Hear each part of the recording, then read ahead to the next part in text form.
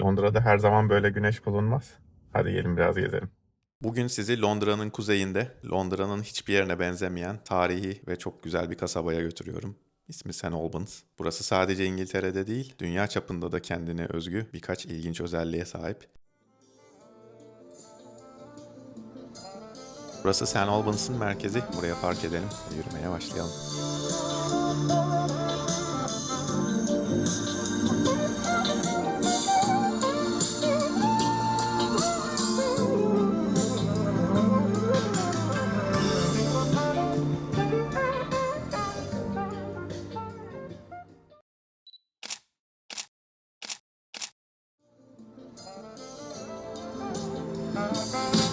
St. Albans bizim İngiltere'ye yerleşmeden önce istediğimiz 5 yerden bir tanesiydi.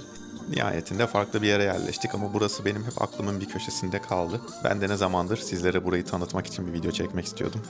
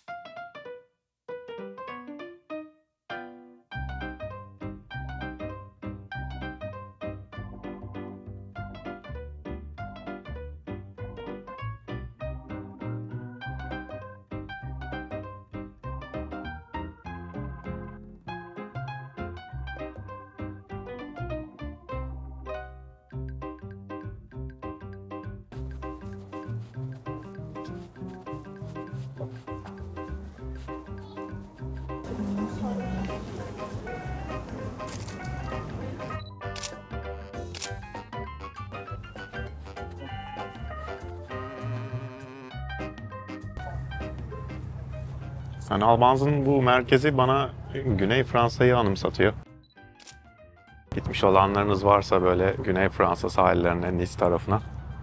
Orada gezindiğimiz köyleri andırdı bana bir şekilde.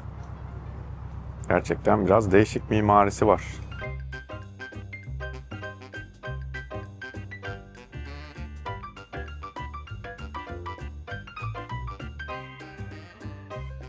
Burayı daha önce görmemiştim. Buradan çok geçmeme rağmen biraz böyle gizli kalmış. Güzel bir pasaja benziyor. Yine bana Fransa'yı çağrıştırdı açıkçası. Oranın pasajları çok meşhurdur. Her yerde böyle karşınıza ansızın bir pasaj çıkabilir.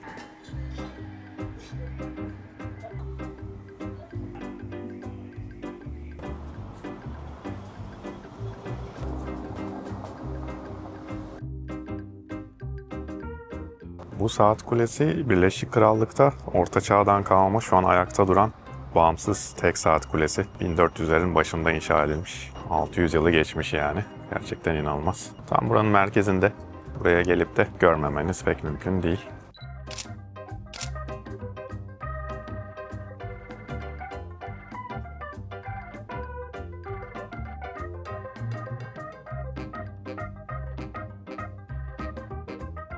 Evet, sanırım bir Iced Americano'yu hak ettik.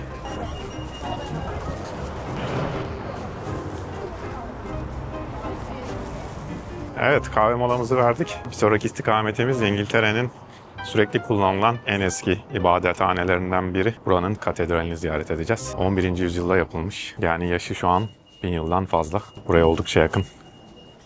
Hadi gelin yola düşelim. Katedrale doğru yürürken size de St. Albans'ın hikayesini anlatayım. Bu arada burası da demin girdiğimiz pasajın sonunda bulunan kafe. Yeri oldukça güzelmiş. St. Albans'ın eski adı Verulamium. Roma dönemindeyken bu isimle anılıyormuş. Albans isimli bir yerli yaşıyor. Hristiyanların zulüm gördüğü bir dönem. Hristiyan rahiplerden bir tanesi zulümden kaçarken Albans'ın evine sığınıyor. Albans da onu evinde misafir ediyor ve peşine düşenler onu evde bulur diye rahibin kılığına giriyor. Daha sonrasında da Albans'ın evine geliyorlar arama yapmak için. Rahip de misafirini ele vermiyor ve en sonunda da idam edilerek canından oluyor. Verulamium halkı da buna istinaden ilçeye daha sonrasında onun ismini vermeye karar veriyorlar ve bu şekilde St. Albans ismini alıyor.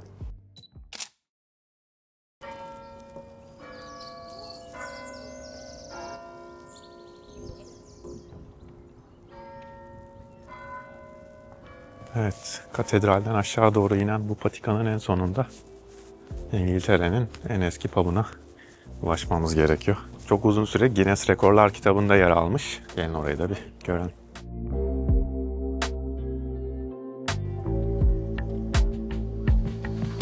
Fighting Cocks, horoz dövüşü demek. İsmini oradan mı alıyor yoksa horoz dövüşü mü yapılıyordu gerçekten bilemiyorum.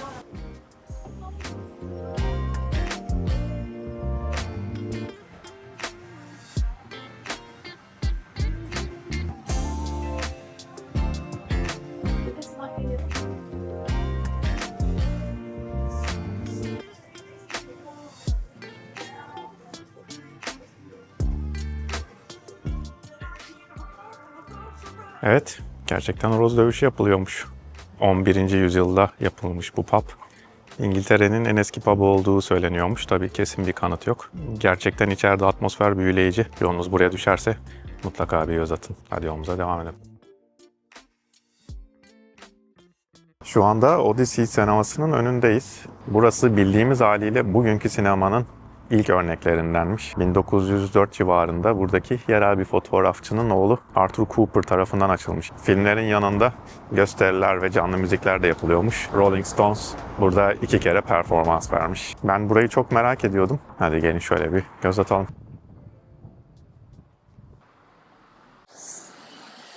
Odyssey'nin enteresan bir hikayesi var. 1927'de bir yangın sonucu harabeye dönüyor burası.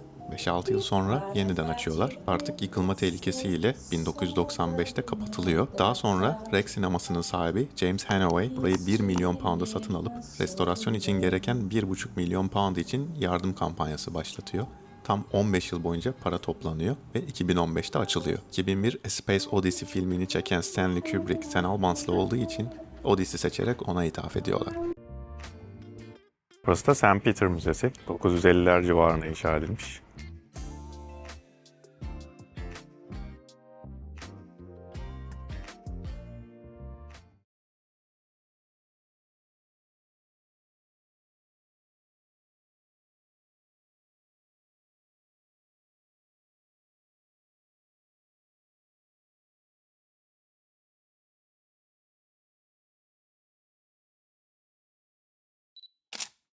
St. Peter Kilisesi, katedralden sonra St. Michel'le birlikte en önemli buradaki iki kiliseden bir tanesi.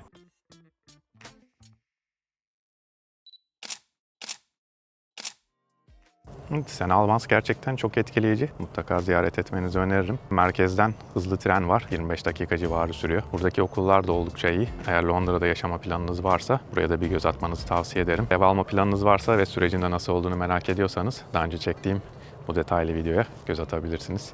Kendinize iyi bakın. Hoşça kalın.